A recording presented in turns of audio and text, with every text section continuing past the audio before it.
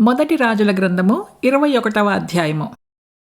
ఈ సంగతులైన తరువాత యెజ్రెయేలులో షోమ్రోను రాజైన ఆహాబు నగరును ఆనుకొని యెజ్రెయేలు వాడైన నాబోతునకు ఒక ద్రాక్ష తోట కలిగి ఉండగా, ఆహాబు నాబోతును పిలిపించి, నీ ద్రాక్ష తోట నా నగరును ఆనుకొనియున్నది కనుక అది నాకు కూరతోటకిమ్ము.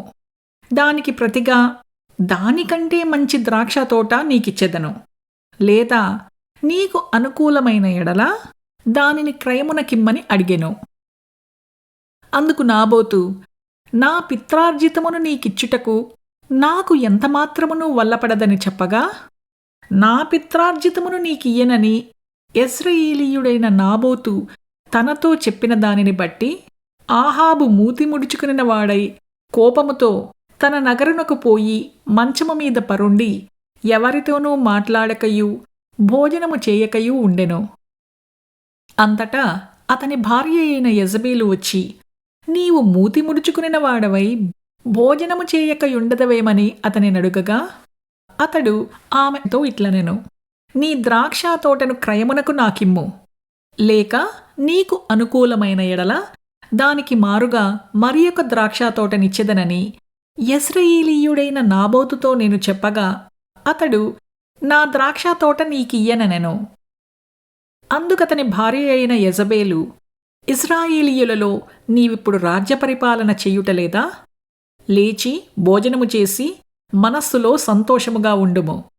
నేనే యెజ్రెయేలీయుడైన నాబోతు ద్రాక్షతోట నీకిప్పించదనని అతనితో చెప్పి, అహాబు పేరిట తాకీదు రాయించి అతని ముద్రతో ముద్రించి ఆ తాకీదును నాబాతు నివాసము చేయుచున్న పట్టణపు పెద్దలకును సామంతులకును పంపెను.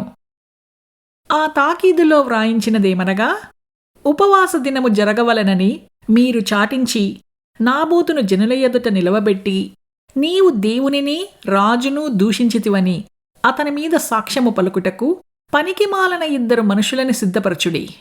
తీర్పు అయిన మీదట అతని బయటకు తీసుకునిపోయి రాళ్లతో చావగొట్టుడి. అతని పట్టణపు పెద్దలును పట్టణమందు నివసించు సామంతులును యెజబేలు తమకు పంపిన తాకీదు ప్రకారముగా జరిగించిరి.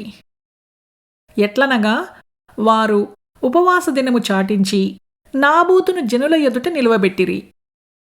అప్పుడు పనికిమాలిన 2 మనుష్యులు సమాజములో ప్రవేశించి అతని ఎదుట కూర్చుండి, నాబోతు దేవునిని రాజును దూషించినని జనుల సమక్షమున నాబోతు మీద సాక్ష్యము పలుకగా, వారు పట్టణము బయటికి అతనిని తీసుకునిపోయి రాళ్లతో చావగొట్టిరి.